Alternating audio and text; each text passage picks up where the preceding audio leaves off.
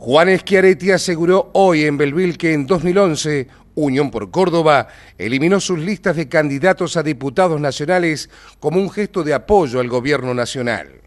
El primer precandidato del oficialismo para las PASO de agosto venidero añadió que la respuesta de la Casa Rosada fue más discriminación para nuestra provincia. La decisión de bajar la lista fue un gesto que le hacía el peronismo de Córdoba a la presidenta, que ya nos venía maltratando porque el 1 de enero del año 2011 dejó de enviarnos los recursos de la Caja de Jubilaciones en un acuerdo que hemos firmado cuando le habíamos ganado el juicio. Yo inicié juicio en el 2009 para defender los derechos de Córdoba, cuando la Suprema Corte iba a sacar el fallo favorable a Córdoba, ahí nos llamaron, firmaron un acuerdo, cumplieron. Durante el 2010 y a partir del 1 de enero del 2011 dejaron de cumplir y ya nos debían a esa época cerca de 1.000 millones de pesos. Entonces, como gesto, el doctor de la Sota dijo, bueno, nosotros vamos a bajar la lista para que la presidenta vea que no tenemos ninguna animosidad contra ella, para que lo que queremos es que nos paguen los debe y queremos tener buenas relaciones.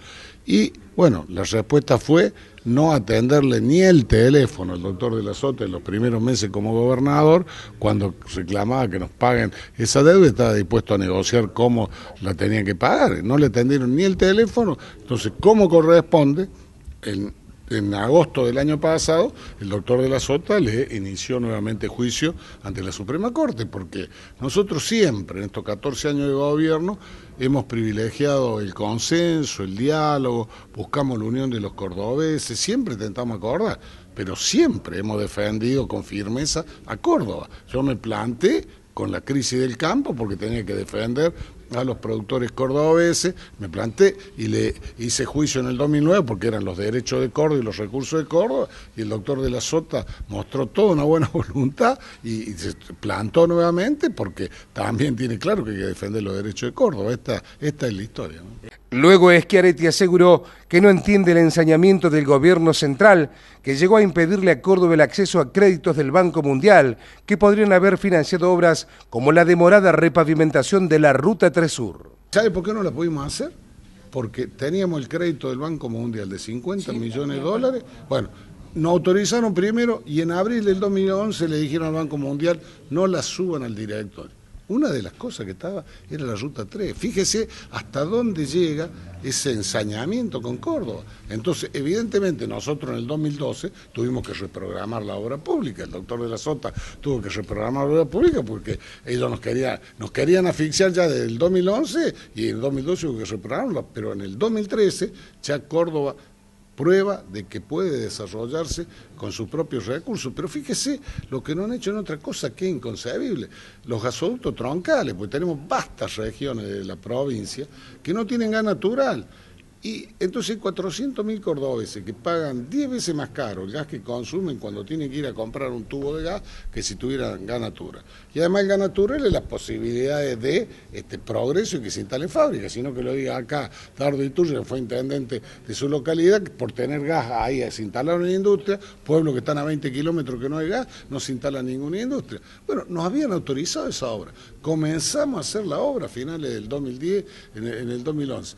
Nos autorizaron la obra y no es que ellos pagaban nada, ni un peso, lo pagamos todos los cordobeses. Y bueno, en el 2012 dijeron, no la autorizamos más.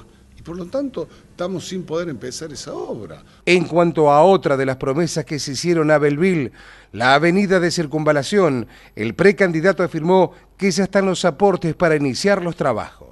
Lamentablemente se demoró el proyecto sobre los puentes y sobre la propia circunvalación, pero ahora ya está, ya recibió el intendente Hipérico 2 millones de pesos para hacer un puente. El otro puente, me decía el ministro Testa, lo va a hacer la provincia. Ya están midiendo cómo hacer la circunvalación, aprovechando que está esta empresa de la Ruta 3, va a hacer también la circunvalación de Belleville. O sea, nosotros nos comprometemos con hacer obra y las hacemos. Y la puedo comprometer yo en una gestión y terminar el doctor de la Sota, o se pudo comprometer el doctor de la Sota y terminar yo cuando me tocó ser gobernador. Pero nosotros la hacemos. Tuvimos que reprogramar, evidentemente el doctor de la Sota el año pasado tuvo que reprogramar el calendario de obras por esta situación. Finalmente, Schiaretti dijo que en caso de llegar al Congreso, llevará una posición contraria a la reforma constitucional y por ende a la reelección. Estoy absolutamente en contra de cualquier reforma de la Constitución y absolutamente en contra de la reelección de la presidenta, y en eso lo vamos a plantear con firmeza en el Congreso de la Nación. Y vamos al Congreso de la Nación, en primer lugar, a recuperar los recursos que son de Córdoba, esto de que la ANSES le debe a Córdoba para que nos mande esos recursos. En segundo lugar, a plantear la reforma de la ley de reparto de impuestos nacionales, porque tradicionalmente, de cada peso que recaudaba la Nación, 50 centavos quedaba para la Nación, 50 iban para el conjunto de provincias. Y ahora quedan 75 centavos para la Nación y solo 25 centavos van para la provincia. Hay que volver a la situación anterior y esto es la reforma de la ley de reparto de impuesto nacional. Otro tercer elemento que me parece importante es la defensa del complejo productivo de Córdoba. Es inconcebible de que Córdoba siga aportando más de 2.500 millones de dólares a la Nación en concepto de retención a las exportaciones y vuelva menos del 10%. Vamos a seguir planteando la rebaja de la retención a las exportaciones agropecuarias porque ese dinero en manos de nuestros productores significa más progreso para nuestra Córdoba. Y también vamos a plantear temas que tienen que ver con la vida de los cordobeses y los argentinos y que la presidenta desconoce, digamos. Es inconcebible que un trabajador pague impuesto a la ganancia y cuando cobre el aguinaldo se le va casi todo con el impuesto a las ganancias, mientras que pone la plata íntegra no paga nada. Hay que modificar la ley de impuesto a la ganancia bajando lo que pagan los trabajadores y haciendo que paguen los que tengan especulación financiera. Yo me acuerdo cuando me tuve que ir del país porque me perseguía la dictadura, entré a trabajar en la Fiat en Brasil. Y era ejecutivo de esa empresa. Y yo pagaba, como ejecutivo de la empresa, de los 13 salarios, o sea, los 12 meses me el aguinaldo, tres salarios los pagaba de impuesto a la ganancia. Ahora, el operario de Fiat no pagaba. Y en la época el operario especializado ganaba más que en Argentina. Acá resulta que un operario de cualquier fábrica no le conviene hacer horas extras porque se lo lleva todo el fisco. Entonces hay que modificar esa ley.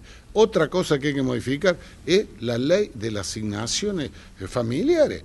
¿Cómo puede ser que todo empleado, todos los que trabajan en relación de dependencia, aportan para el pago de las asignaciones familiares a través de ellos o a través del empleador?